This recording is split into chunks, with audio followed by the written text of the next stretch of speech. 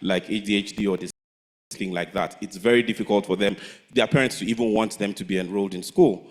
And now, even if if you want to take teachers there, most of the good teachers don't want to go there.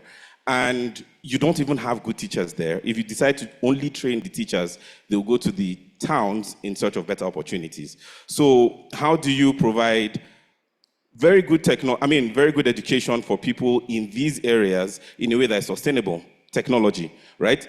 But then conventional technology right now, it's going to change eventually. But right now, conventional technologies, if you take it there, the parents will take it and use it for what they need to use it for. Tablets, phones, all of that. Because they have more use than just education. So how do we do it?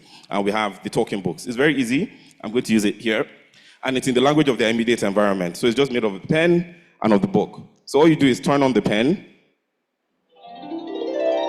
and then tap on the book. Thank you so much. Yeah.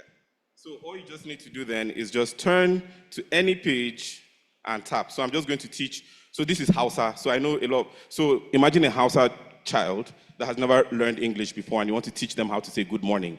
Even when you meet someone in the morning, they don't understand that. But imagine they just tap on the teacher here and this is what they hear. Da safe ana cewa ina kwana ko barka da safe.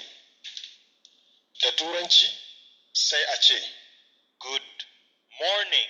So basically you're taking them from what they don't know, what they know to what they don't know. And if you tap on the right things, it just says it to them in English. So this is like for people who have ADHD and stuff like that, it's like a teacher that never gets tired of them. And the children learn in small groups facilitated by a learning facilitator. There's so much more that I can say, but I think I'll just stop here. Thank you so much, and thank you so much for everyone for your indulgence.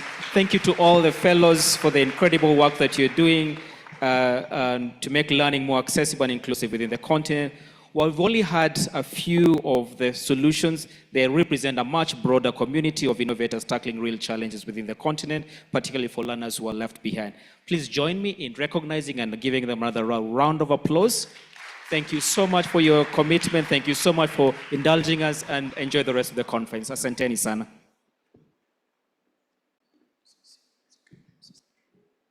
All right, thank you very much, Emmanuel. We will now move to the next session. For the next 20 minutes, the discussion will be on the business case for digital accessibility. We're getting insights from big tech. Washington Sati, I saw Washington here some minutes back. I can see he's here. And we'll have Meta, who's the Director of Concept Engineering at Meta in the United States. Washington Sati, please make your way to the stage.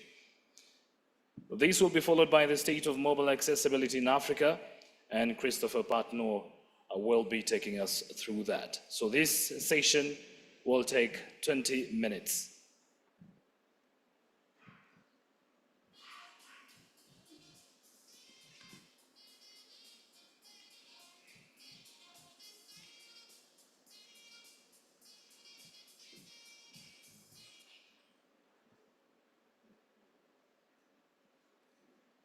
Thank you very much, MC. Good afternoon, everyone. My name is Washington Opio Sati. My surname is the index finger on the cheek. I work with the Disability Rights Fund. I'm a regional program manager for Africa. Some of you may know about the Disability Rights Fund. They support organizations of persons with disabilities in Africa, Asia, and Latin America. We advocate for the rights in terms of health, education, employment, and different other areas. So this is a brief one-on-one session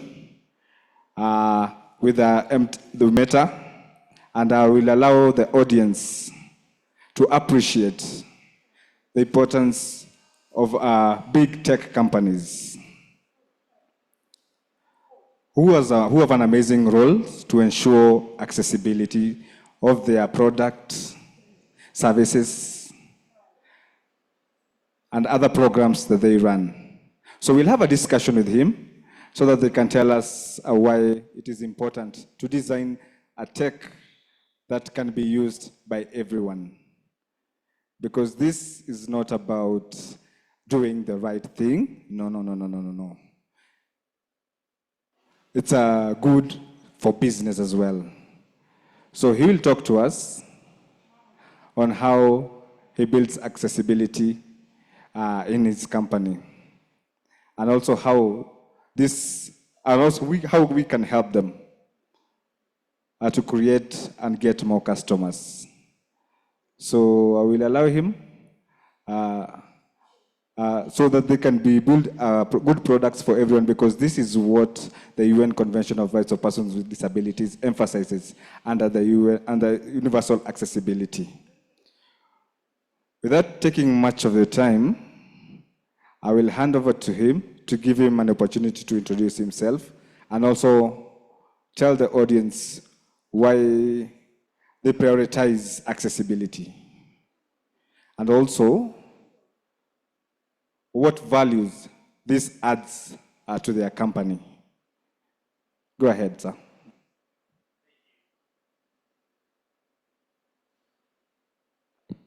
Thank you, Washington, for the very kind introduction.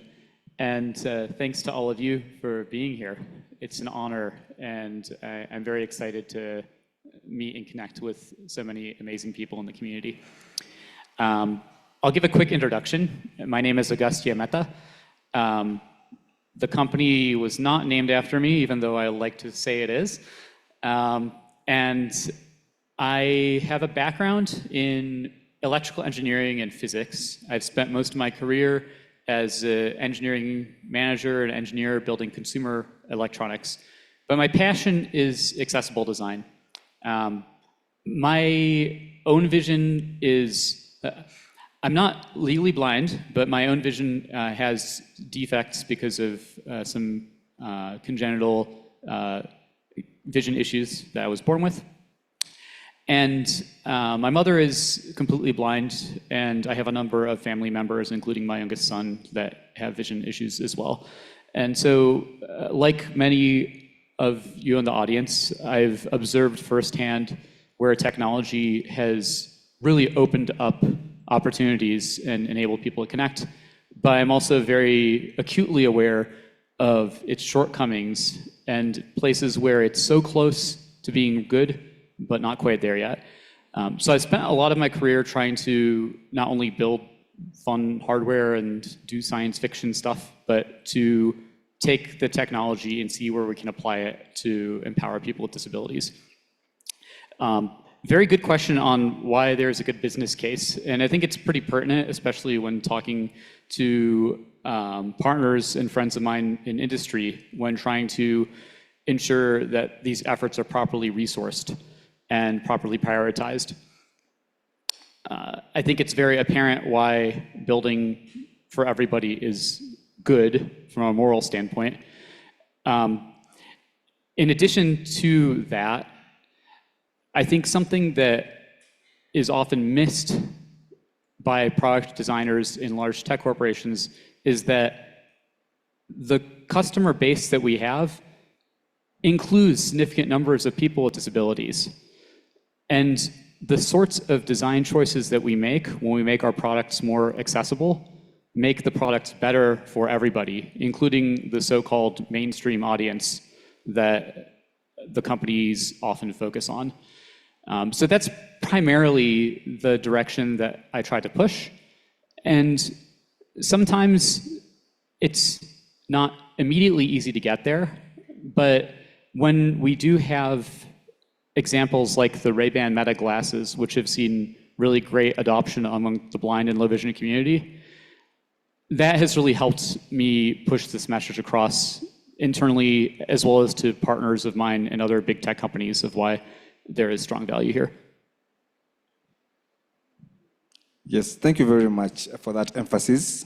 The importance to ensure mainstream, the mainstream also get the same access, because access is not just about persons with disability, but also allows ways on how products can reach to the other audiences as well. On to the next thing. I want you to explain to us about, many times we ask how, the how. So I want you to tell us, what has been your most effective way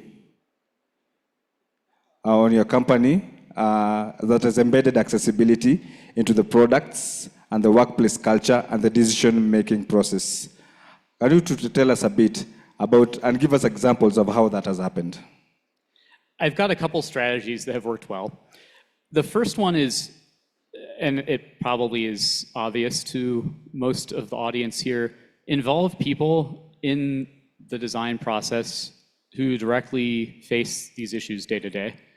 A large part of why I think Ray-Ban Meta's AI feature sets have done well among the blind and low vision community is that early on, folks on the team, like Sophia, who's a blind UX researcher in our Seattle office, myself, who has low vision and who has family members directly facing this, and my colleague Fan, who has direct experience in the accessible hardware space, including a startup doing hearing aids, we were directly a part of much of that initial work. In some ways, that was serendipity, but the more that large organizations include people from all walks of life in the company, in the engineering teams, in the design teams, and in the highest ranks of leadership, the more that these ideas, which are so innately obvious to this audience, become innately obvious to company leadership. I think the second way of making sure that products are built well is by building them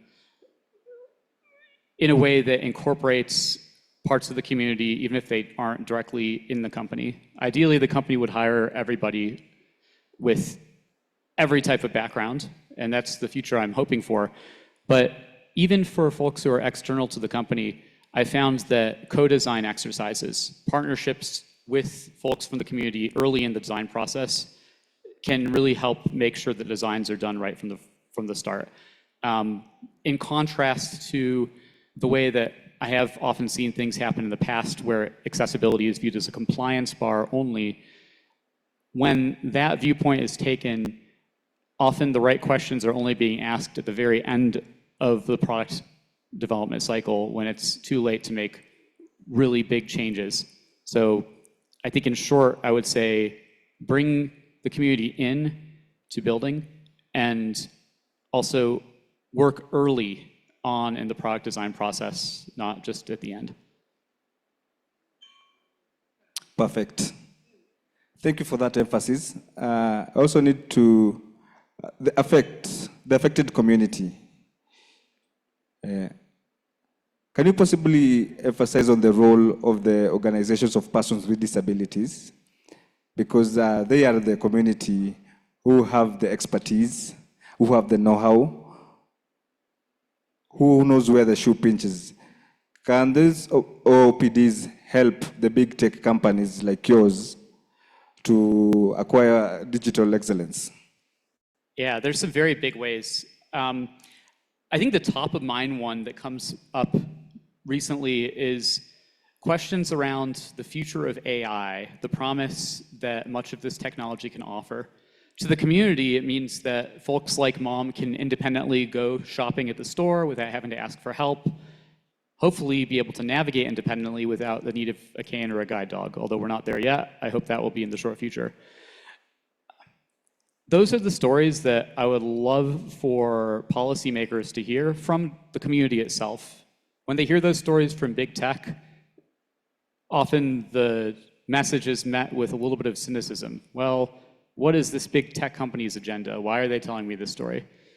But if the true value of this technology is voiced by those who are most benefiting from it directly to policymakers, that can really help this technology get more widespread adoption, and it can help maybe open up the minds of folks who previously have dismissed the technology as categorically bad and understand that there are both positives and negatives that come with everything, AI included.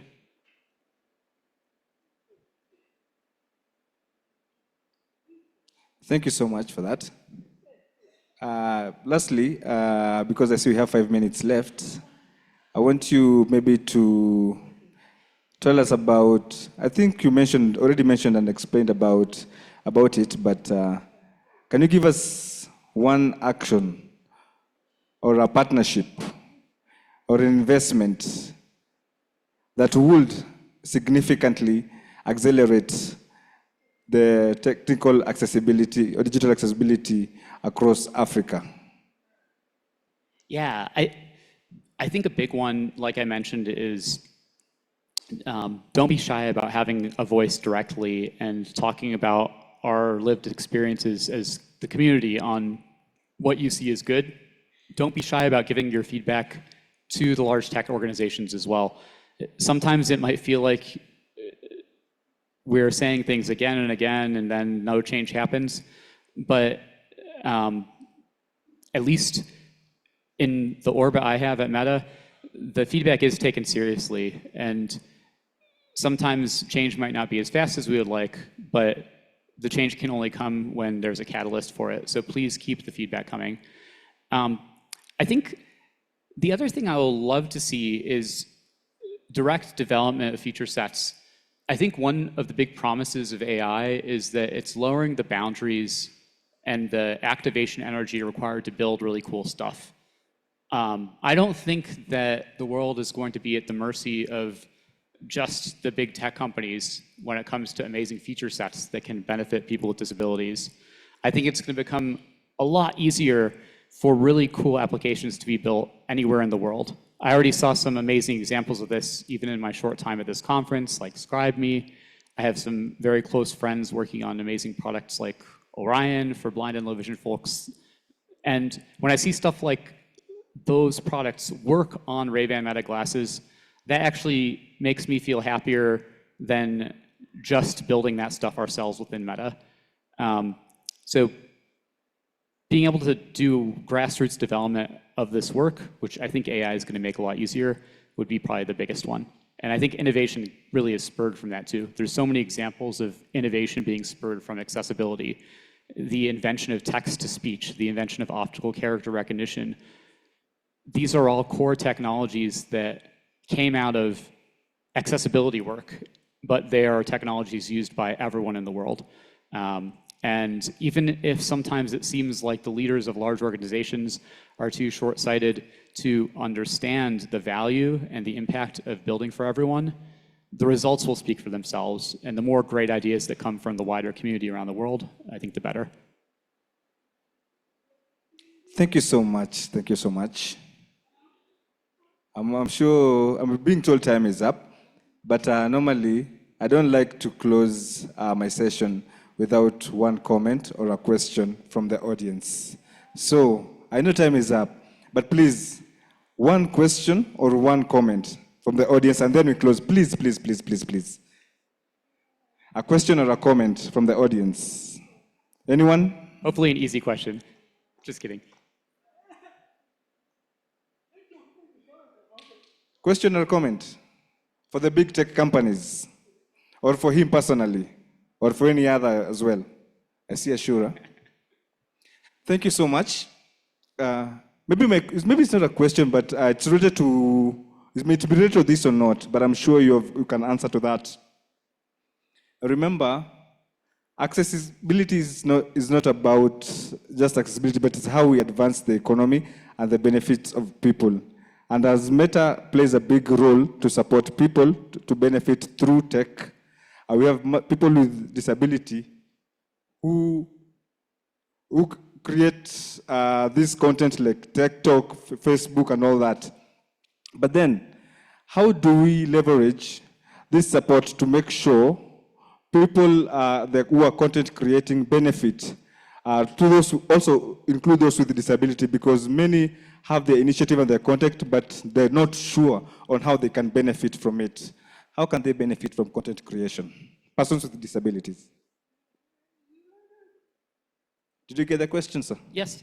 I think in both directions. I think people with disabilities can benefit from content creation, both as creators and consumers, just like the wider population can. So from the economic standpoint, content creators have incentives and can produce revenue from their work. Ideally, when products like our own Instagram or third-party products are built, they're built such that that barrier to building content is easy. And I see devices like glasses and other wearable AI technology making that barrier to entry easier because it may take away the friction required to build content using a phone or whatnot. On the consumption side, same way. So much of the internet is still closed off to my mom and people from the blind and low vision community, artificially so. I think video, short video content in particular, is one I'm very optimistic about. I think in the very not so distant future, live audio description of video will be a commonplace, ubiquitous thing, just like closed captioning is starting to become ubiquitous to translate spoken word into text.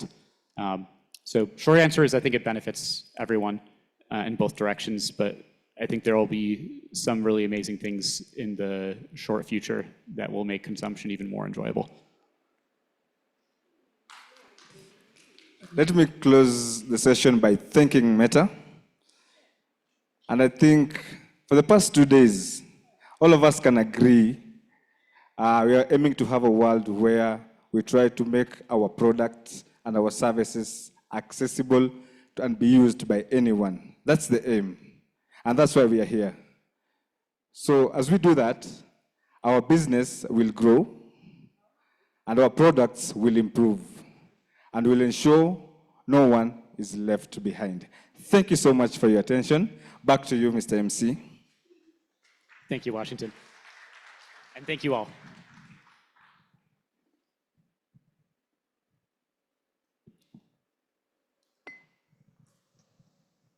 Well, thanks a lot, Washington and Meta. Let's clap for them one more time. And now we get to move to the next session on the state of mobile accessibility in Africa. And ladies and gentlemen, mobile technology is often the primary gateway to information, the gateway to services and opportunity across the continent.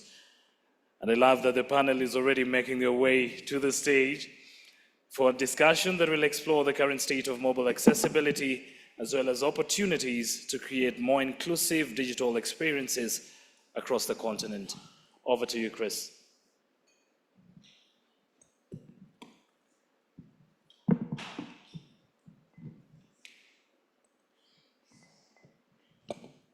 Testing 1, 2. Good afternoon, everybody. Oh, come on, it's not that late. Good afternoon, everyone. Now I'm home. It's nice to see you all. So today we're going to have a really interesting conversation on the impact of accessible mobile devices and how do you actually do this in practice. This isn't something that we all inherently know, but I think it's important for us to understand the work that it takes and the impact that it really can have. So what we have Caroline from GSMA and Alex from Safaricom, and I'm Christopher from Google.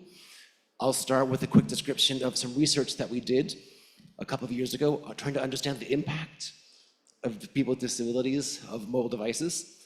Then we're going to hear the state of mobile devices across the continent.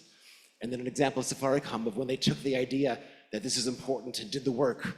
How do you actually do this? So it's really going from the abstract into the precise. So a few years ago, Google with AT-Scale and GDI Hub did some research on the impact of people with disabilities of mobile devices in emerging markets. We did studies in Kenya, Brazil, and India. 50% deaf, hard of hearing, 50% blind, low vision. And we went and we gave them devices with data. And we basically watched to see what they did, or more importantly, what they couldn't do with these devices.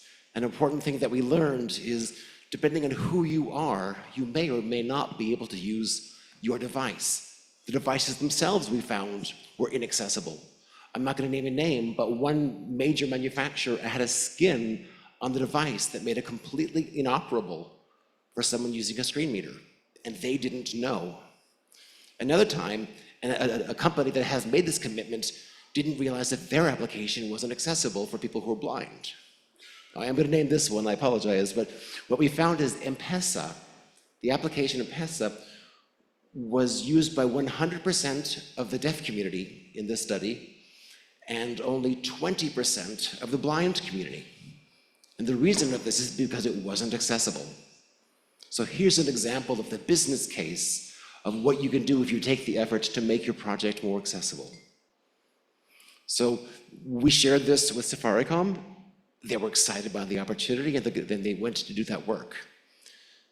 So we have devices that can't be purchased because they're inaccessible. We have applications, something as important as M-Pesa, that can't be used by a different community. So this is the business side. It's not just about it being the right thing for the world. There's real money to be had, and there's a real impact in people's lives, and that's why we do this. So that's the frame. We know there's a problem, and it's at the device and the application level.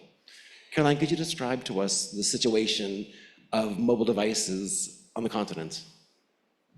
Thank you, Christopher, and good afternoon. As Christopher mentioned, my name is Caroline Bugwa. I'm Senior Director, Public Policy and Communications at the GSMA Africa Office, based in Nairobi. For those who don't know who the GSMA is, we are an association of mobile ecosystem. Our role is to engage on various advocacy topics to drive inclusivity when it comes to connectivity, and of course accelerate adoption of broadband services, because we truly believe that without this, then we will be left behind on the next frontier of economic development, because we all know that we are in the era of intelligence. So thank you for the question, and I'd like to answer this going through a few slides. If they can put these slides up, and I can quickly take us through them. And one of the strengths of the GSMA, like I mentioned, is, and I want to stand somewhere that I can see them. So one of the strengths of the GSMA is development of insights, and we do this through what we call GSMA intelligence. This is our research arm that helps us understand the different, the evolution of connectivity, let me say it like that, on the continent and globally. And we do different reports that helps us have this understanding. So there's something that we track that we call the usage gap, coverage gap, and the total connected, yeah? And these are the numbers for Africa. When we talk about the usage gap, or when we say connected, these are population that is currently using internet services for various reasons. What we call as usage gap, this is a population that is not using this service despite being covered or despite having this service available to them. And this is where the biggest problem is. And this is why it's important for us to have this conversation. This is about 64% of the population that is not using the service, and this amounts to about 960 total population covered and not using for different reasons. Some of them are not covered, up to 210 million are not covered by the service, and we continue to work to make sure that this is covered. So when I say covered by the service, meaning they have availability of internet services where they live, where they work, in close proximity. So the biggest challenge on the continent is ensuring that those who are covered are actually using the service. We do have coverage up to 95% of the population, so we have a small coverage gap that we are seeing a lot of technology evolution, such as satellite services, coming to address the connectivity gap that we have. But as we continue with the discussion, we'll see that coverage is no longer the challenge. The issue is the usage. And this is where inclusivity comes in. Are we ensuring that each and every individual can be able to leverage the solutions around to be able to actually use the service as they would like? So we come to discuss then, why are people not going online? If the service is available, why are we not seeing them go online? Sorry, I just saw someone I knew in the crowd. Why are they not going online? And one of the challenges that we see is, number one, of course, affordability is a big challenge. And because a lot of the population that is not going online is actually population from low-income households, yeah? And the research that we have conducted continue to demonstrate that 29% of women are less likely to use mobile internet services for different reasons, yeah? And of course, adoption remains consistently low for persons enabled differently, meaning that there has to be specific focus in some of these vulnerable groups or some of these special groups for us to actually be able to accelerate. There needs to be intentionality in the development of products, in the development of services, to ensure that there is a clear design in terms of, having the design, inclusivity in the design phase of these products. But at the end of the day, we are seeing that these are the two areas that there's a lot of, a huge challenge to be considered. So some of the other barriers, like we have seen, like I mentioned, is affordability, trusted services, ensuring that, ensuring that the services are safe to use online and ensuring that individuals feel safe when they go online. Having solutions in place that help different customers or different users be able to experience safety while they go online. Different solutions have been rolled out by different service providers to have to ensure that we have this in place. But the emphasis is to make sure that we continue creating the right awareness, if I may say it like that, creating the right awareness of the security services or the solutions available to increase trust in going online. It's a key area that we are focused on at the GSMA, looking at different vulnerable groups and ensuring that there is that engagement with key stakeholders such as governments needed to drive the trust that's available. Digital literacy, again, continues to be a challenge. So, of course, skills, confidence, and usage by design. So, as I mentioned, the main barrier is affordability, and this is affordability of service and affordability of the device themselves. Yeah, and this is device, we're talking about smartphone devices, ensuring that we have devices that actually support the current digital age. We are currently driving AI solutions, so ensuring smartphone devices can support this. One of the biggest challenges that we see on smartphone devices and affordability of this device is the level of taxation on some of these devices. And these are key discussions that we are having with governments to be able to drive the reduction of some of these taxes, because insights that we have developed show that up to 30% cost components of the device is actually taxed. In some markets, it goes all the way until 50%. And so the idea here is to have a targeted approach to address entry-level device taxation and ensure that this particular bracket, because we just mentioned that the main reason or majority of those that are actually left behind when it comes to inclusivity are from the low-income households. So ensuring that there's a targeted approach in addressing that particular addressable markets is critical, because like we said it earlier, you can actually make money from these different segments. And of course, we say that at the end of the day, internet is the enabler of connectivity, so addressing affordability is going to be key in driving inclusivity.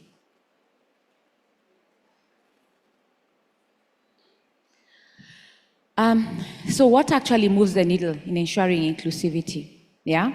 I mentioned the device issue, so I'm not going to belabor that. Ensuring that we target vulnerable groups, yeah? And ensuring that we also have design for access. We build solutions that actually have the features and the necessary support for each and every user that we have. And of course, also the key area that the GSMA is focused on is fixing the policies, ensuring that we have policies that actually drive inclusivity. This is a big area that we are focused on in terms of engaging governments to have inclusivity by design in policy making, let me say it like that. And this is not just policy making in the technology space, but just generally policy making. So in the development of digital strategies or ICT policies, ensuring that there is a clear guidance on how different groups in the society will actually be addressed. Ensuring that, for example, in rolling out what we call the Universal Service Access Fund, which is a solution solution aimed at addressing universal access, where mobile operators would contribute to a particular fund that is used to drive connectivity in rural and very hard to reach areas.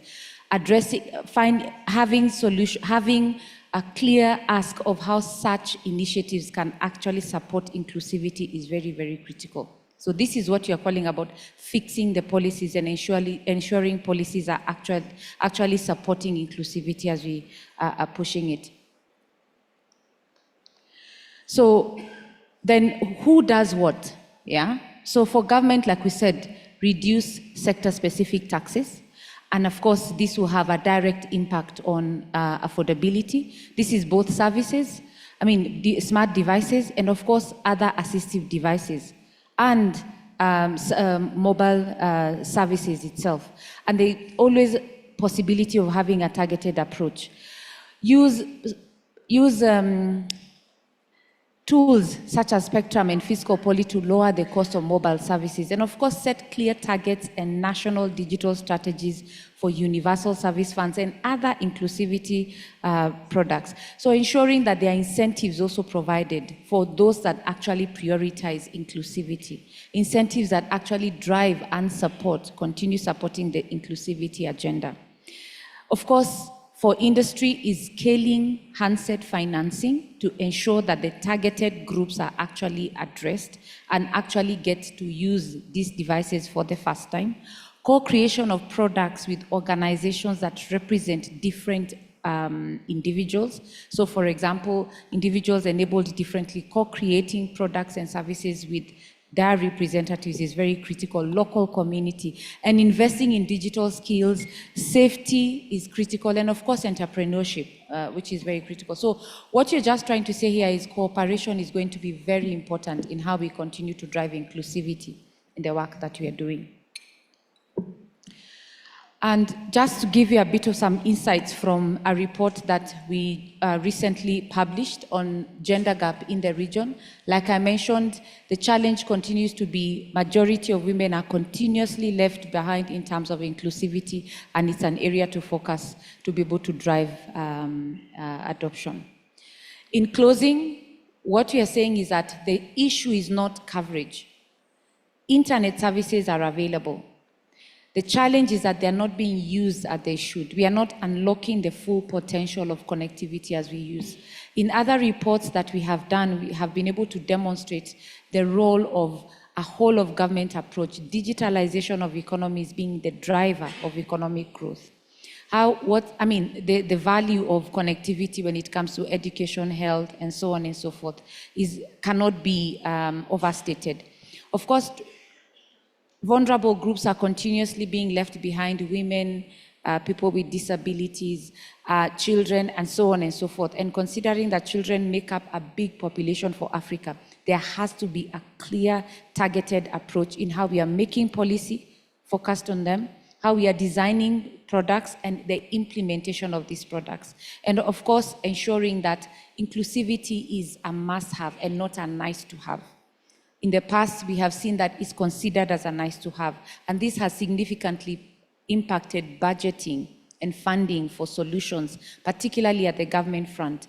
So this is one of the other areas when it comes to policy, we are pushing governments to consider and review their budget-making process and ensure there's enough funding for these initiatives or for inclusivity as an agenda, and ensuring that it's at the forefront and not as an aftermath. Thanks for your time. I'm happy to take questions as we go along. Thank you. Thank you, Caroline. This is a really important thing for us to remember, is that we have the ability to change people's lives with these devices, but they have to have them in their hands. They have to work for them. But we also need to remember that we are intersectional people. Gender makes a difference. Socioeconomic status makes a difference. So as we develop these devices, we need to design for the whole of society, not just as the people who have a lot of money, but bring it back down to the point of how do you actually make it work for people with disabilities. Alex, can you share what you did with My One App? Yes.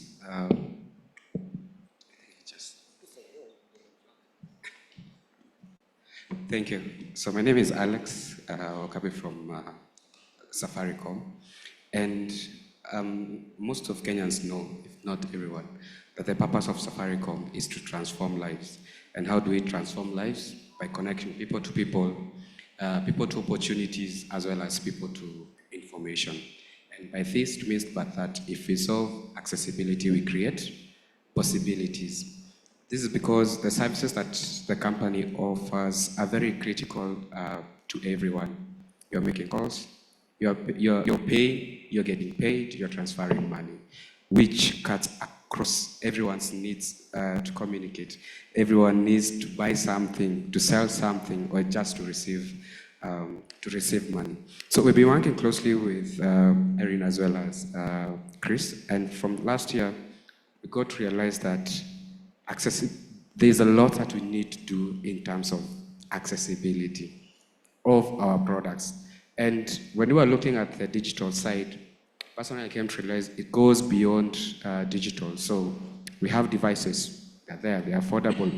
We have connectivity. But now, am I able to grow? Am I able to use and access all the services that I need? So how it started is we have so many platforms within the company. So that means that those that are accessible, those that are not accessible, and also the lack of being able to track all of them.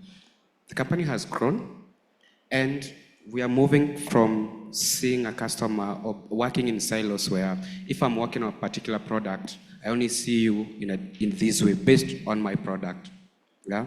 So moving that into converge all the products. And if you converge all the products, it means now that you have to really, really cater for accessibility. Because even if it was being done on one product, on one side, now you have everything and you want to include everyone in your product. Last year, again, I'm very happy for this, a bill was passed to law. So not just about compliancy, but actually being intentional with access and meaning it through actions. So what has been the process? So first, before we're going to get to the design and the design system, first is evangelism. The people working on these products need to understand what accessibility is.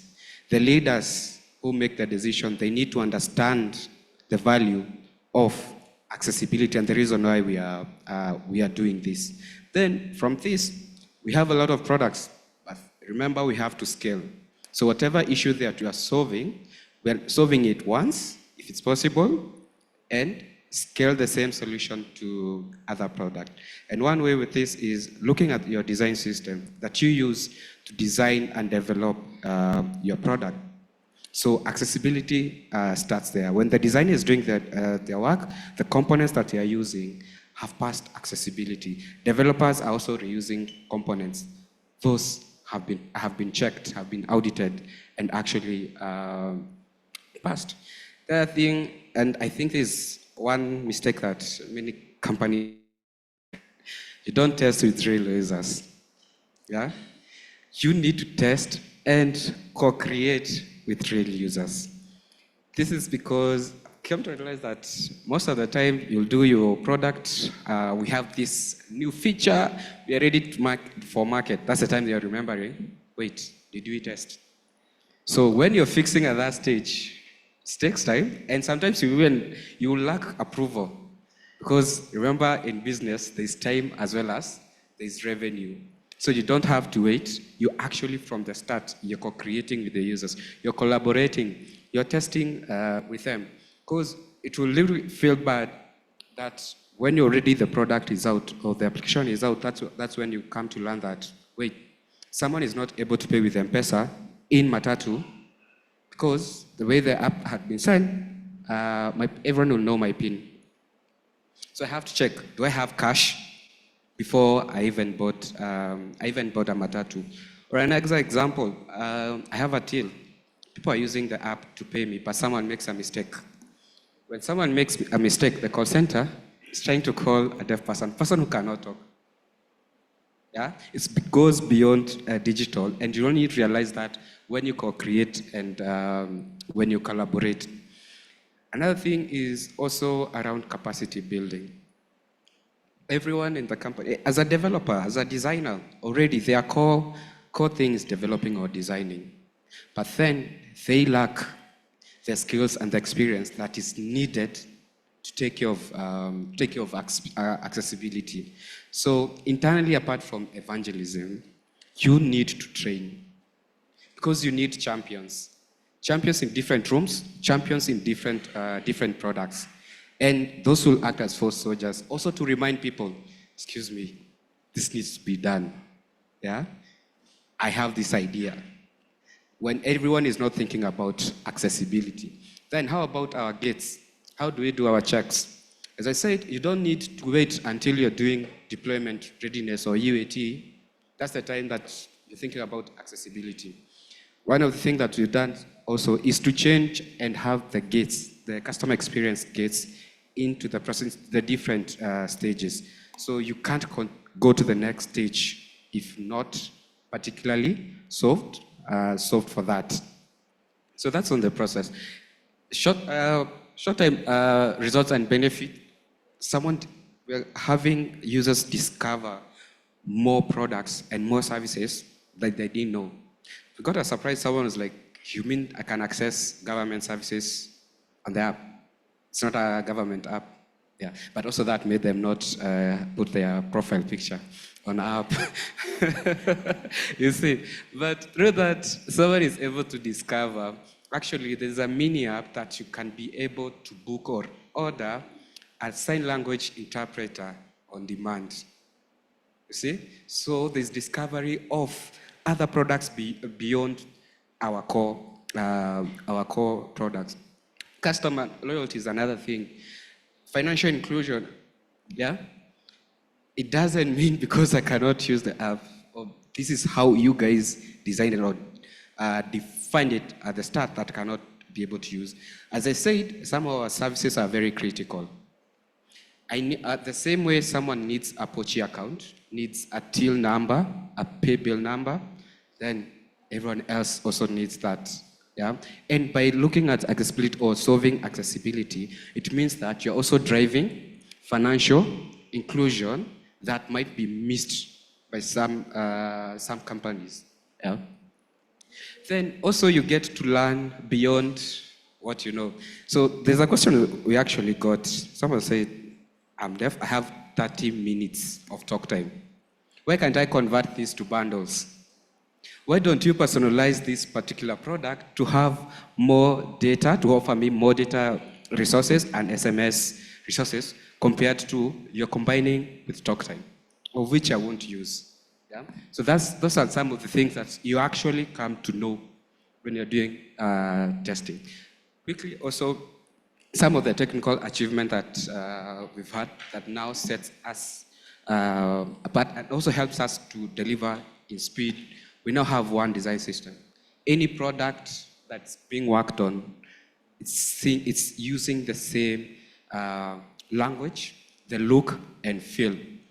Meaning, today, a developer or a designer in another product won't wake up and decide to use this shade of green or another shade of red. We have had that defined. Also, remember, on both apps and web, we do have controls. So what we did is also coming up with those controls and giving them to the people that needs to use them for their products. So if it's web, I don't need to make or create new controls. Already you have that service. You can be able to call it and use it on any other platform that you have. Another thing is it has pushed us also to look at how can we use AI to create our own tools that can help us on this. So we do have a number of tools as well as agents where we are also able to simulate, let's say, a keyboard user. Yeah? Then we add other criteria. I'm a keyboard user using 3G. How's the experience? Yeah? So that's what also the tools are helping us with. And for our current focus, especially, let's say, for one app, is fixing the issues that we actually got to learn at the tail end. Moving from XML to Jetpack Compose caused a lot of issues. These two languages do not read, because the accessibility structure they use is very different, yeah? Causes issue on that. But there are some web platforms that you've already been able to work on, I think 5 or so, and others that are ongoing. But for me, I think the key takeaway from this should be, don't treat accessibility as a nice to have feature, yeah? Make it intentional, scalable, and foundation of everything that you build. Don't just have one part of your solution, one part of your product that is not working, that's working. Have it and let it be a foundation for everything that you build. So this is not an afterthought, it's a core principle. Thank you. Thank you, Alex. So as we see, there's an opportunity, there's a need, we know how to do it. What we really need is the intention. The intention comes from us talking towards the businesses that we work with. The intention comes from us going to our policymakers to have governments make this easier. This is something that we can all do, and we have to do it together. Thank you.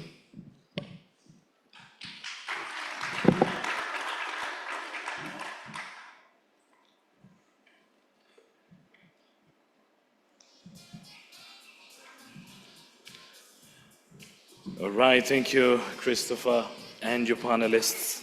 We do appreciate. Let's clap for them one more time. And maybe before the next panel, I'd request all of us to just stand. Those who can, please just stand for a few seconds and just stretch a little bit.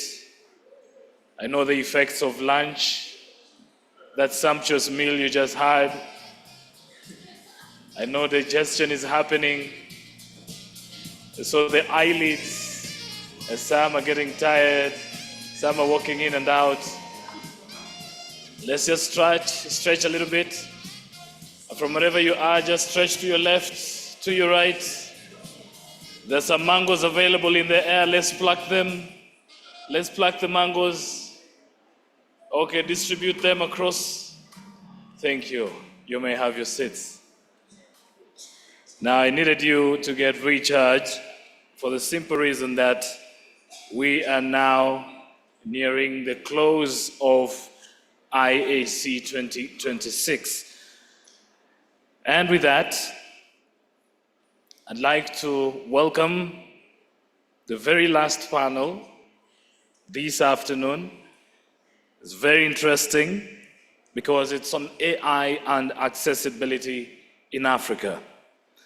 Now, ladies and gentlemen, AI is transforming the way we live, the way we learn, the way we communicate, and the way we work. And I'm sure you've seen that across the discussions that we've had today. Now, this next session, which is the last session, explores how artificial intelligence can be leveraged to accelerate accessibility and inclusion while ensuring that innovation remains equitable and responsible. Please welcome our moderator, one and only, Irene Mbari Kirika.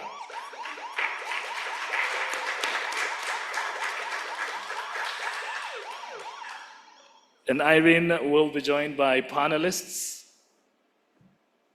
And the panelists include Anne Salim. Please make your way to the stage. David Banks, please make your way to the stage. Chris Harrison will also be joining. Thank you, David. John Kamara will also be joining the panel, and so will Masi Ndegwa. So in the next 30 minutes, we'll get to hear from Irene and the panelists. And thereafter, we'll give direction on what takes place or what happens next.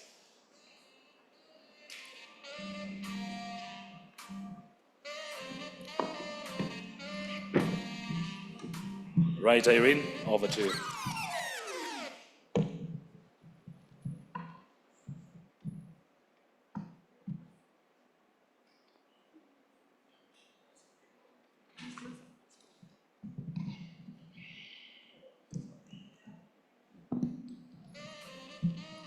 Good afternoon, everyone.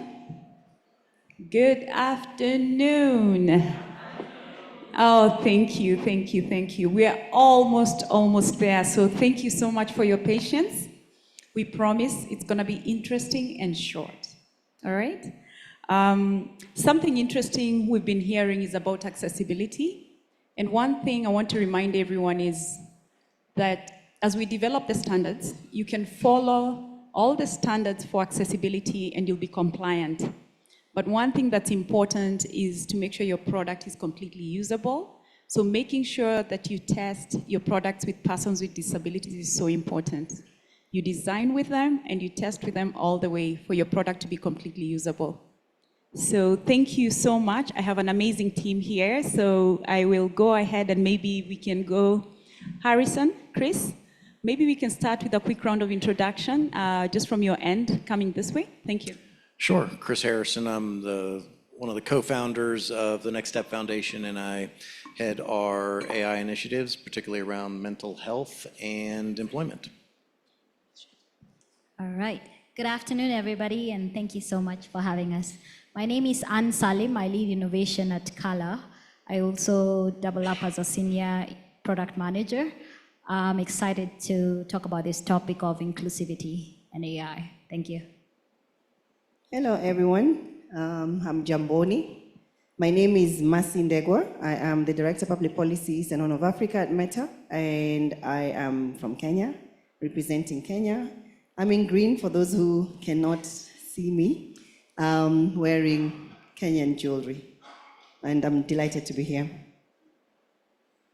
I'm David Baines, and for this session I'm wearing a slightly different hat as the chair of what's called the Equitable AI Alliance, and we work particularly on a not-for-profit basis as part of the Zero project to focus on how we unlock the opportunities that AI offers for people with disabilities whilst mitigating the risks and the challenges that are in place. I'll do a quick plug for our Disability Inclusive AI group, because we need more voices from Africa to influence the discussions in those groups. Thank you so much.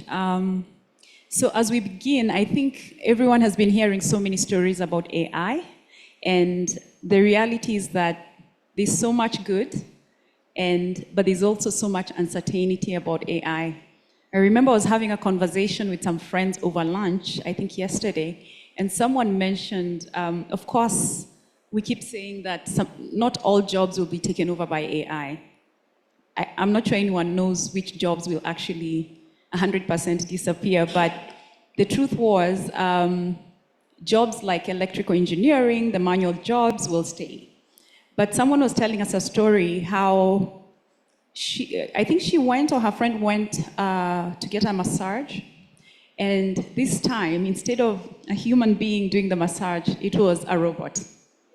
So, and that's one of the jobs that we thought would actually stay, okay? So I think when it comes to AI and all these innovations we are talking about, it's a very interesting time, and hopefully we'll hear some more information from our panelists.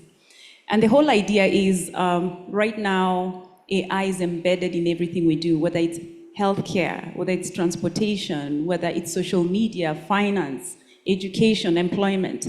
So we want to have a conversation around what's really going on and what should we be aware of.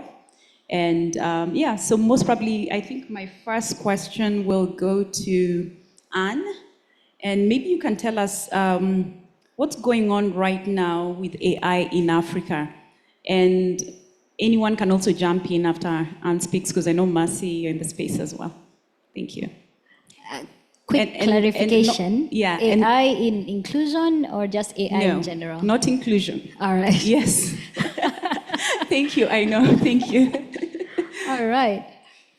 There's a lot going on in AI in Africa. I think 2 years ago, a lot of our priority areas from a color perspective was we didn't want Africa to get left behind in the AI race conversations. And so at that point, our goal was to help the ministers form the African AI Council and come up with an AI strategy for Africa. From a development perspective, we're seeing the growth of many different AI solutions across different sectors, in education, in health, etc. From a building perspective, the conversations that are happening are around how do we train this AI? And what this looks like is how do we build or accumulate or collect data sets? This is information that will be used to teach the AI how to think, how to respond when you query it, and then most importantly, how to respond in your local language. I think we have over 2,000 plus local languages across Africa. And a lot of the AI systems you've been using are in English, right? And you have all these wonderful local languages. So when you hear about large language models or LLMs in that situation, we're looking at what data can we use to teach the machine so that it can be able to respond accurately and responsively to you when you interact with it, either through the generative AI interfaces like ChatGPT or through other applications that have been custom built. So there is that conversation as well. We're looking at talent. What does it mean when we say AI is going to take someone's job? What kind of jobs do we need to adapt to? Because some jobs have become obsolete altogether, but there are new jobs that are getting created. Which fields and which sectors should we keep up with? So there's a lot happening in the AI conversation. Hopefully that's a good start. Over to you. I'd like to jump in, if I may. I think AI is a buzzword right now everywhere we go. Every conference that I've attended recently has been around AI in some form or shape. But I think one of the things, this is my personal thoughts actually, one of the things that I want to believe is that when you ask the question, what is going on in the world of AI, I want to say that what is going on in the world of AI is exactly what is going on in the world of humans. AI is simply technology being able to do what humans do in a more efficient way, maybe at a higher scale, more deeper, broader, faster, those kinds of things. But it is being informed initially by what humans do, because AI is simply intelligence built from data that comes from what we're already doing. And the reason why I'm bringing that up is because of the point you've raised about jobs. And I think, will there be jobs that will be lost and replaced? We're seeing that around the world. In the tech world especially, we're seeing lots of that happening already. Tasks that are already very repetitive, where you're analyzing data or repeating the same tasks that are routine, those are likely to get impacted by AI for sure. But then there is still certain aspects about what we as humans do that will remain human in terms of, I don't know about a massage, I don't know that I want to have a massage from a robot, for example. But when I think about, for instance, a conversation like this, if it was being had by robots, it's different. When you have the expressions of joy, of sadness, feeling people, seeing someone across the room when they make an expression, things like that are still very human. And AI can be able to learn some of those things over time, but then there's also context and layers that I think can be a little complicated to be replicated through AI. And so for me, I feel like AI is there as a complementary thing to what we're already able to do as humans. And there's a lot of opportunity, in my view, of things that we could do, all of us, in terms of latching onto what we can do better using AI, complementing that, rather than feeling like it is a threat to who we are and what we're about as human beings. Oh, fantastic. Chris, you want to jump in? And I know you've been doing quite a bit of work on AI in Africa. Do you want to just jump in? I guess I would say, Africa in particular, there's so much nuance when we talk about job loss. So, for example, one of our key initiatives is around psychosocial support, mental health applications that are AI enabled. There are 6 or 7 mental health professionals per 100,000 people in Africa. Compare that to 340 to 350 in, say, the US. So there's, when people talk about, is AI going to replace counselors or therapists, it might happen in Texas, where I used to live. It's not going to happen in Kenya. There are already such an extreme shortage of those professionals. So I don't want to suggest that job loss isn't a real thing. It absolutely is. But when you look at some areas where, whether it's mental health professionals, community health workers, like there are a lot of things where, a lot of professions where many African countries, I won't sort of blanket statement Africa, but many African countries have severe shortages of these skills. And if we design intelligently AI to augment and enhance the capabilities of those folks, then we actually might even increase the number of those opportunities available, but regardless, reach far more people in need of those services without having to increase the human capital. And I think that's a very interesting angle, because most of the time we look at what we are losing. We don't think about how we are gaining. And it's very true. If we have a shortage in a certain type of skill set, then AI will be able to equip us with the right people. Actually, it's interesting you go into that. And maybe before I get into this, I was thinking, I read an article from India about what's happening to the job market, because if you think about it, most entry-level jobs, call centers, all this stuff, shifted, especially from the West to India. And it's interesting because they are seeing people losing their jobs because now AI is replacing some of those entry-level jobs. But it's the same impact I see because most young people with disabilities actually get some of those entry-level jobs and then they build their career from there. But now those jobs are being wiped out. So that means that it becomes a bigger challenge for someone who's young with a disability to really get into the job market, because right now then the requirements are even higher than they were before.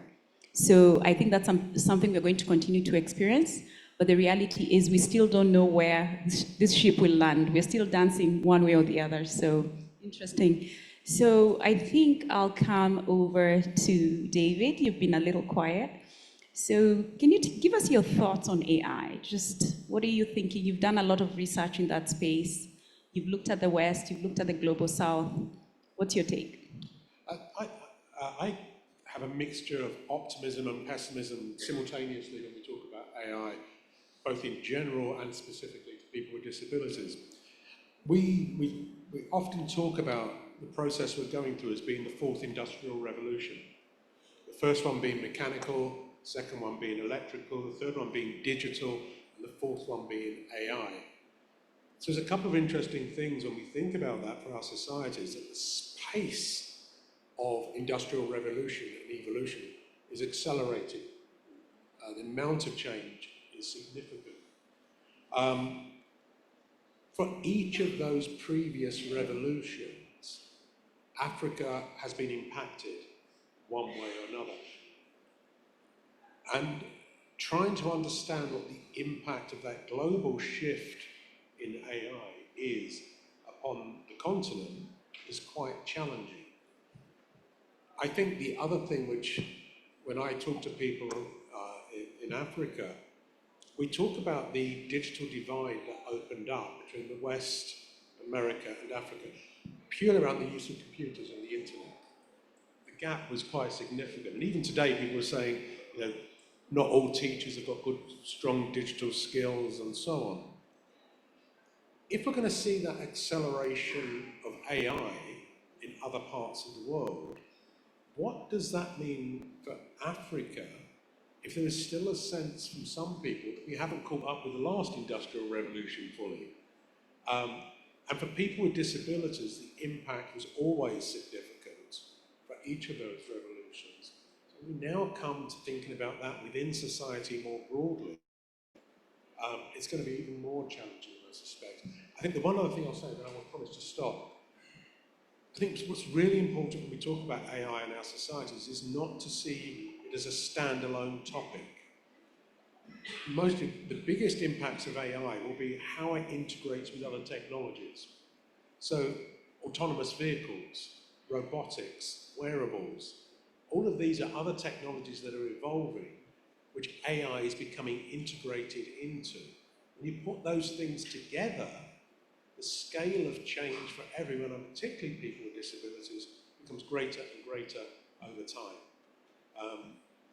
But it could be very positive. Okay, thank you. Before we get into disability completely, Mercy, maybe, as we all know, the tech companies are leading the AI wave. So can you share with us what's going on and what should we expect, or what is Meta doing when it comes to AI? Anything on policy, anything big we should expect, or what's going on in the entire tech space? There's so much going on. I think in the panel earlier, Caroline from GSMA was talking about the connectivity gap being a usage problem right now more than people having access to internet, for example. Meta is playing in that space in terms of wanting to make sure that even as we think about artificial intelligence, and in this region, as is the case around the world, high-speed broadband access is really critical in being able to even talk AI to start with. So we're talking about being able to make sure that we have the right capacity of fiber to be able to carry traffic in and out of the continent. We have submarine cable investments that we have done. We call it Two Africa Project, 42,000 kilometers around the Ring of Africa, touching over 25 landings, if I'm not wrong, 23 or 25 landings across different coastlines of Africa. The whole essence of that is to make sure that traffic in and out of Africa can be easily carried without having latency or delays, which means Africa can be able to communicate as well as others. That's one. But the second thing is also in terms of what you've said, policy. People like myself are sitting in the region wanting to make sure that we have a proper understanding of what governments are trying to achieve in order to enable the access, affordability, adoption, and so on of the internet, wanting to make sure that the internet remains open, accessible to everyone. And part of that means that we have to be very active and proactive in how we engage with the different governments in the region to shape those policies and regulations that then can determine what that looks like. So when it comes to AI, it is no different.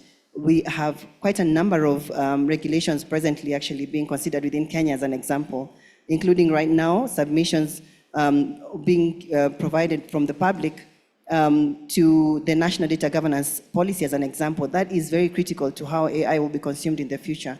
We are actively involved in making sure that our inputs are in there in regards to what we think will be pro-innovation policy and regulation frameworks being the ones that governments would consider rather than frameworks that would throttle maybe more from the idea of threat, AI as a threat, and therefore curtailing how much can be done with AI to see that we have more access to that by most people. But over and above that, we are also building partnerships. So we do a lot of work with local partners to make sure that, number one, we have developers that have been trained on how to use artificial intelligence and do it well. Skilling is a really huge priority for us, so we've worked, for example, we've rolled out with the Open University, which is a university that anyone can actually attend. It's online by the government of Kenya. Programs and courses that are free and you can access even now that allow you to learn basic skilling around AI. We do that also with partners on the ground to make sure that we have as many as possible. So for instance, there's a lady earlier who was asking how can persons with disability be involved in being able to create content. You know, they were asking earlier my colleague Augustia. And we are working with all groups, including persons with disability, to make sure that they are clear about how to create content online and be able to monetize off of that content and be able to be self-employed as a result. So all of these are some of the things we're doing, but there's many, many more things. We work with mobile partners, for example, you know, mobile networks like Safaricom and others to provide affordable devices. We are very, very invested in that area. We are also doing a lot of work in terms of supporting, let me say, the language representation in Africa of African languages in the AI models that we've built, which is Llama, and it's one of the frontier models that are being used to make sure that the understanding of local context and nuance is critical, and that requires us to work very closely on the ground with those who are developing on top of these platforms to understand what gaps there are, what can we do differently and better. So there's a lot in terms of all of those things that we're doing, but we continue to learn alongside others, hence the reason why we have teams that are from the region, in region. Fantastic. I think that one of the main concerns with AI is that most of these AI solutions we are coming across, like AI agents, and I know financial institutions are aggressively using some of these products, are not accessible. So they are leaving persons with disabilities out. And the key thing is if you're developing AI solutions, just like every other technology, embed accessibility from the onset, from the design phase all the way down, so that we can ensure that they are accessible. I think that's a really critical thing because AI is moving at a very fast pace, and that means that if you're not making sure that your AI solutions are accessible, we are really expanding that digital divide for persons with disabilities.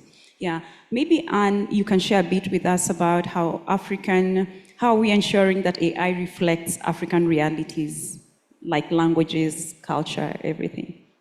What's most critical for you? There's a lot of things that are happening, and as Color, so maybe just a little definition. For Color, we are a local company. We are based in Kenya. We were founded in 2019. And a lot of our most recent inclusion work, also in AI, is now benching on a few things. One, we build platforms for people, and one of the biggest issues that used to come up were your platform is like a website or a progressive web app. Where is accessibility? If someone with special needs comes on the site, how can they navigate on the dashboard? How can they interact with the different forms, etc.? And so that's what really triggers some of these conversations. Language and translation is also a big deal, because we realize if someone cannot access information in their local languages, then that's a challenge. Let me answer your question specifically with one of the applications we built in 2024. There was a maternal health solution called Atunzi. The site is currently down, but it'll be coming up soon. So the first thing we learned was it was so hard just to find data in local languages. In fact, at some point we were scrapping even pastoral sermons, etc. from the net to see how they're pronouncing words in the different languages, to train the AI so that when it responds, it can be as accurate as possible. We got as close as English and Kiswahili and Sheng, but that was one of the things. So things we're doing, and we're very strict right now, is in other projects that we're building right now, is one, if maybe we have forms, we try and translate it in as many local languages as possible for those country contexts. Two, with regards to AI and inclusivity, we're starting to build some tools. We're calling them widgets, which you can easily install on your everyday browser that can support with either text-to-speech, speech-to-text. The other new features that are in the pipeline are the audio one. I don't know what it is called. The one where you can highlight a section and then it can read it out loud. But that one is very expensive in terms of consuming the AI tokens. So cost is also something we're seeing that is a barrier, and we're trying to navigate. We're starting to work with many more partners that are supporting people with special needs, so that then instead of building for them, we're building together and co-designing together, and we will be testing some of those solutions in the market. So I don't know if I've captured a little bit of it, but that's some of the things we are starting with. Thanks. No, that's great. Thank you so much for that piece. I know we are almost out of time, so I'll ask one last question to each one of you. David, and then we can go down. What are you most concerned about when it comes to AI systems today, especially when it comes to persons with disabilities? And Mercy and Anne, you can give just in general. It doesn't have to do with disabilities, because we have to address both. Thank you. I mean, one of the biggest problems is so many of the applications that we're seeing with AI are not do not have data about people with disabilities within them. So there's a couple of really good examples to give you an idea of the sense of problem, right? Something which I think Africa will have to address. Huge issues around the screening of employees and people with disabilities being rejected at a very early stage of applying for jobs because they do not fit the average. They are the outliers in data sets. What AI likes to do is to work with the people in the middle, people who are the same, who have got the same attributes. Where people with disabilities are different, they reject them because they don't understand them. So a really good example would be if you have a video, you have to put up a video of yourself as a very early stage, and maybe you have autism and you don't give good eye contact with the screen, or perhaps you're blind and you find it hard to give eye contact with the camera. The AI will interpret that as a lack of confidence or a lack of ability to interact well with other people, because that's how it interprets that signal. It doesn't understand that you're blind or you're autistic. Similarly, if you're looking at access to education, one of the ones we've been looking at recently has been plagiarism. Lots of universities are using AI to determine whether or not assignments have been written by AI. Here we have a problem, because the AIs that we use as assistive technology generate output that is the same as asking it to write the essay for you in the beginning. One of those is completely acceptable. It's writing your ideas in a way that addresses your disability and mitigates it. The other one is unacceptable because you're not putting in your own ideas. But the AI in plagiarism checkers can't tell the difference because it doesn't know enough about it. And the final one I would flag up, and these are just examples and gives us a sense of the scale of the issue. People with facial difference are getting rejected at immigration because when the AI scans their face through the camera, it says that doesn't match your passport. Off you go, you can't come in. You need to go and have an interview. So all of these things are examples of where people with disabilities may see existing bias and discrimination amplified because AI doesn't understand that level of human difference.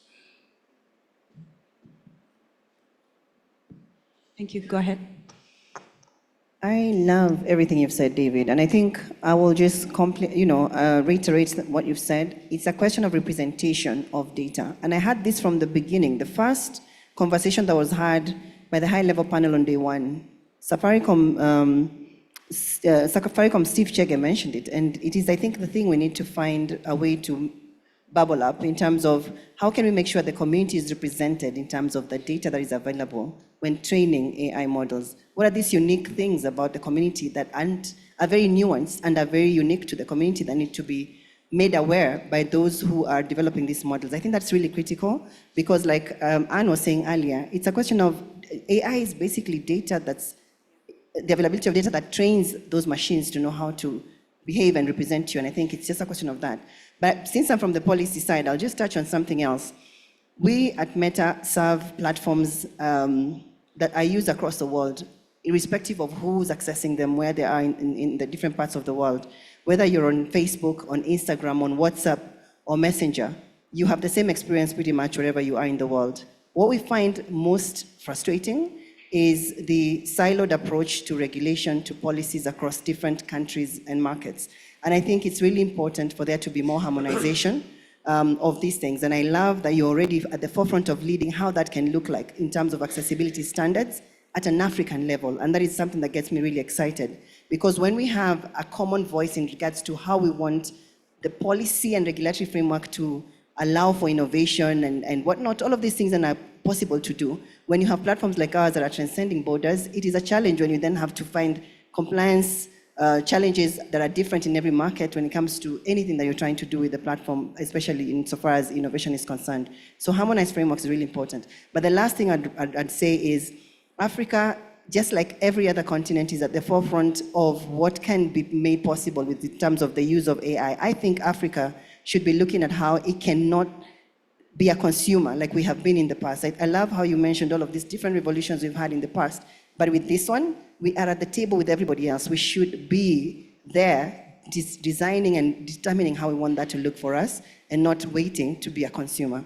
That's where I'll stop. Thanks.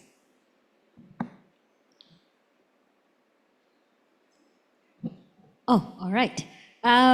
So what am I excited about? One, that we are building together more tools, that we don't have to wait for anybody to build for you.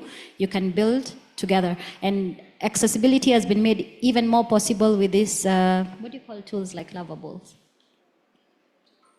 Yes, so there's like AI tools that now you don't have to be a coder to use, but you can tell it through text and typing exactly what you want to build, and then it'll build it for you. Tools like Lovable, etc. The name has escaped me. No, it's different, yeah. And then, so right now, we are at the forefront of building the tools, and we can build together by co-designing exactly what you want and customizing it to that niche. The gap I'm seeing is for us who are building, especially we're seeing it when we're interacting with different companies, is when we are trying now to map out the accessibility areas, because for some sites, like maybe if you're visiting an airline site, then you have to prove that you have this special requirement. And so we're seeing verification still being an area where we have to spend more time improving, but we will continue to build the tools, and we want to build together with you. Thank you. Chris? I would say that the tools and the technology that's been built primarily in the global north doesn't need to be imported wholesale into the African context.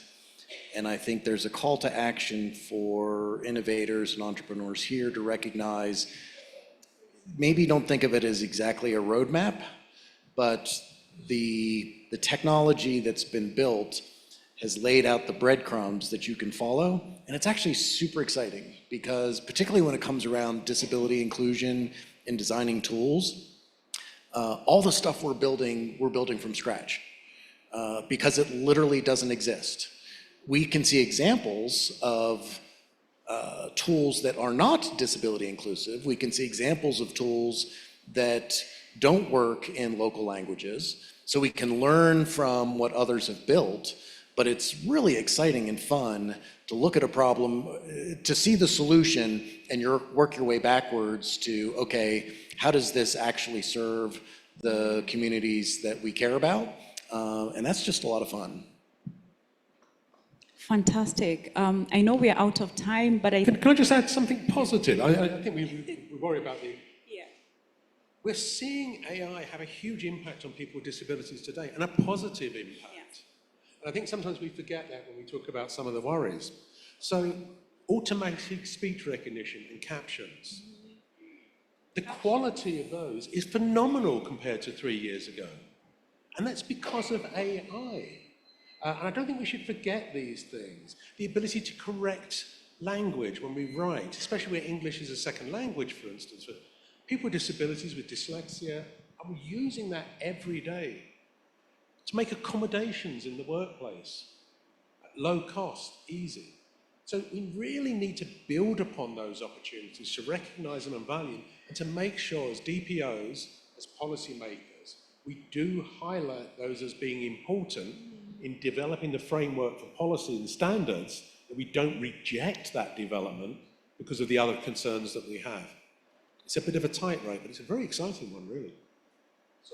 Yeah, no, thank you. As we wrap up, thank you so much. I think the one thing that's clear is we do have AI concerns, but there are some great benefits, especially for persons with disabilities. I'm sure some of you saw some of the solutions, the AT solutions that were on display earlier. Some of them are AI-based, so we do have the opportunity. I think AI brings innovation, and we can get creative, and I agree with what Chris said at the end, that it's actually so much fun to innovate.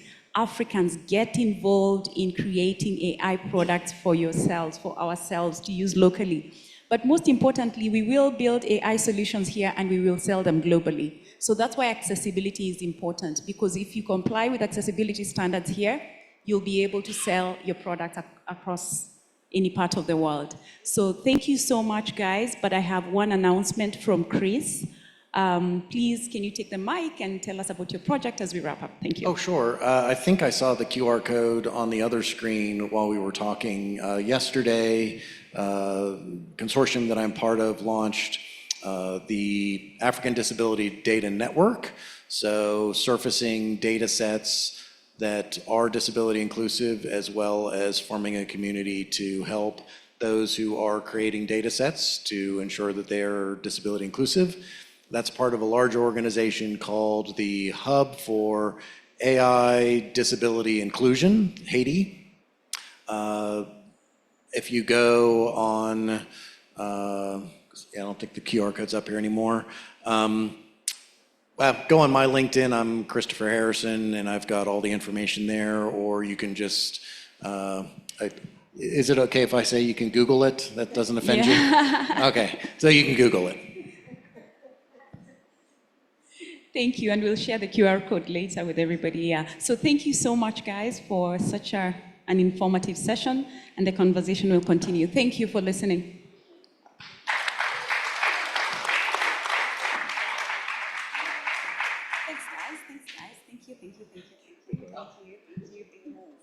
creating, yeah, be nice. I was looking for the word vibe coding. Thank you, that was nice. Thank you. See you again. All right, they deserve a better clap. Let's give them another round of applause as a close. Well, thank you. Thank you, Irene, and your panel for engaging us on that all-important topic on AI and accessibility in Africa.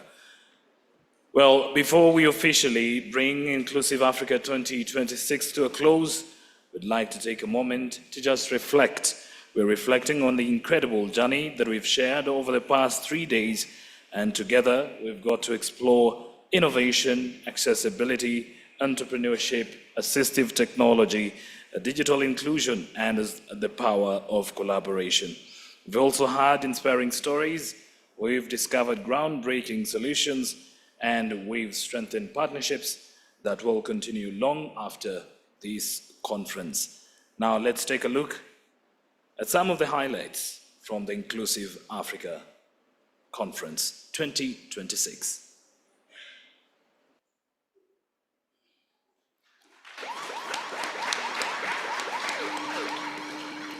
Wonderful. And from the video, you can tell that it's been an incredible 3 days. And as we reflect on everything that we've experienced and look ahead to the work that is still to be done, it is my pleasure, ladies and gentlemen, to invite a member of the Enable Board of Directors and a respected leader when it comes to development and fundraising. Joe Kiarie serves as Africa Director at the International Fundraising Consultancy, and he brings more than 15 years of experience helping organizations build partnerships, strengthen sustainability, and maximize impact across the continent. Please join me in welcoming Joe Kiarie for our closing keynote and vote of thanks. Joe?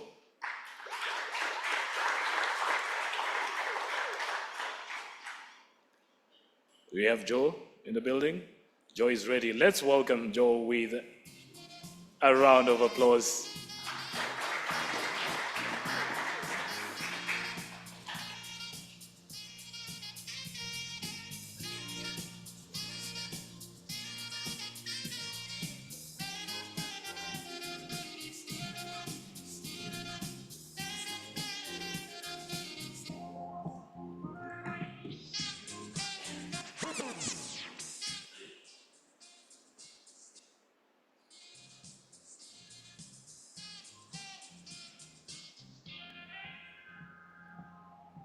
Three days of using technology, and then it fails you when you really need it.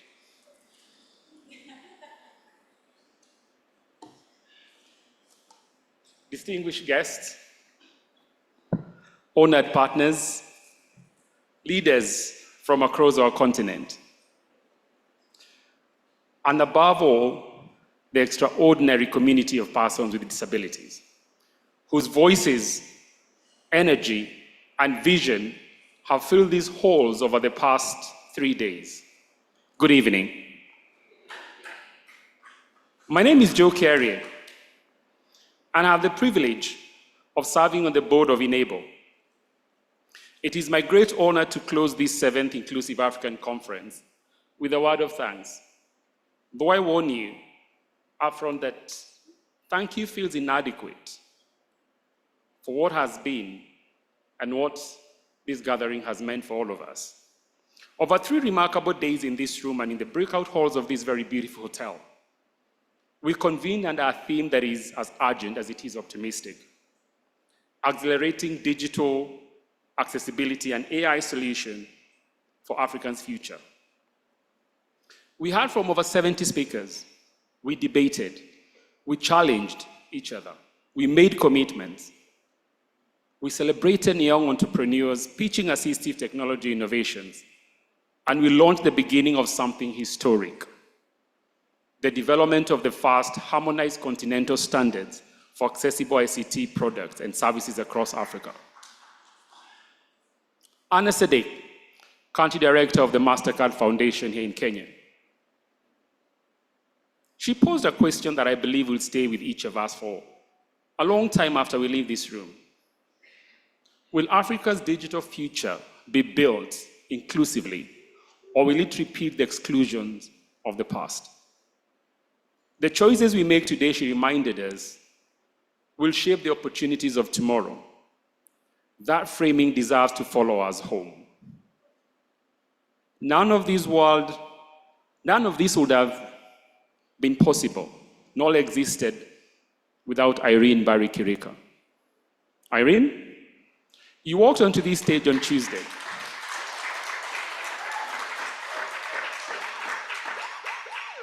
You walked onto this stage on Tuesday and reminded every person in this room that digital accessibility is not charity. It is not corporate social responsibility. It is a strategic imperative that belongs in the boardroom and in the CEO's office. You made the business case with numbers, with stories, and most powerfully with that video of Julius, who simply cannot use his bank card without sharing his PIN with a stranger. That image is why this conference exists. To my colleagues and the entire Enable team, you are the engine behind this conference. Every registration, every session link, every speaker brief, every logistical detail that was you. And you did it with grace. Thank you very much.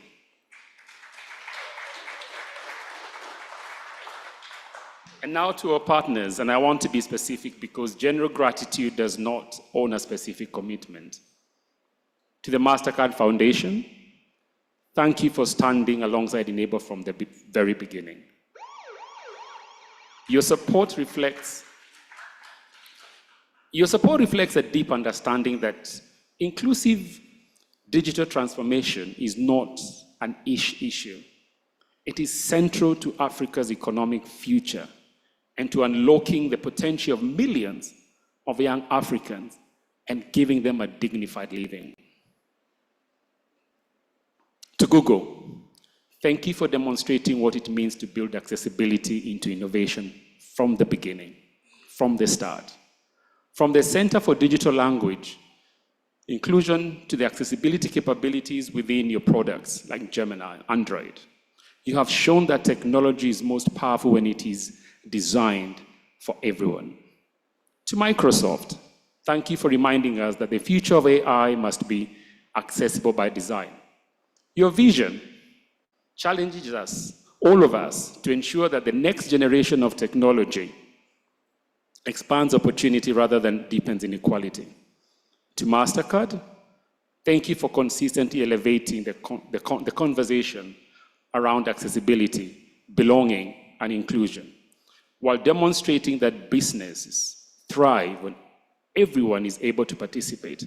It's inclusive and accessible to everyone. To other partners, GIZ, the African Organization for Standardization, the African Disability Forum, thank you for embarking on this very, very ambitious journey with us of creating Africa's harmonized digital accessibility standard.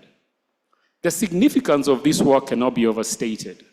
Long after this conference ends, the impact of this standard will continue to shape products, services, policies, and opportunities across our continent. To Meta, Uber, Salesforce, Safaricom, NCBA, and Kenya Airways, thank you for proving that your participation, thank you for proving that the participation, that accessibility is not the responsibility of one sector alone. It is everyone's business. It belongs in transportation. It belongs in banking. It belongs to telecommunication. It belongs to technology. It belongs to every industry that seeks to serve its people. Your presence here sends a powerful message that inclusion is becoming a shared responsibility. And to the Cabinet Secretary for Information, Communication, and Digital Economy, Honorable Wirian Kabogo, thank you for your leadership and unwavering commitment to advancing digital accessibility across Kenya. The momentum that we generated through the Ministerial Roundtable at the Connected Africa Summit demonstrated that the political will to advance this agenda exists across our continent. that leadership matters and that leadership gives us hope.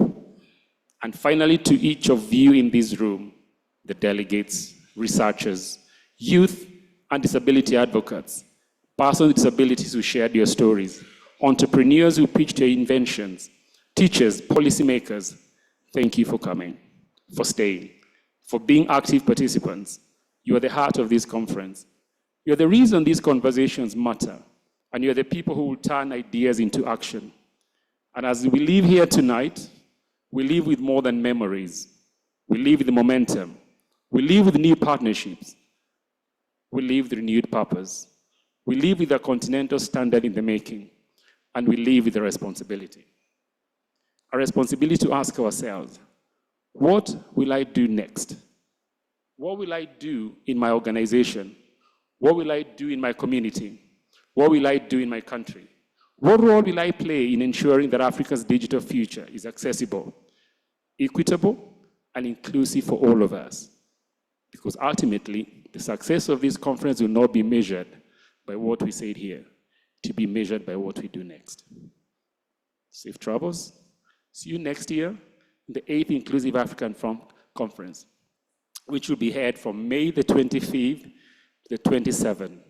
And I say, asanteni sana, thank you, merci, danke, and God bless you.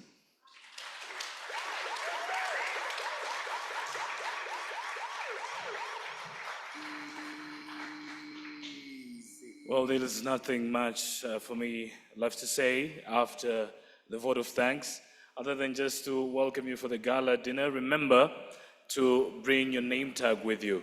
I love mine, so make sure you also have yours to gain accessibility to the venue.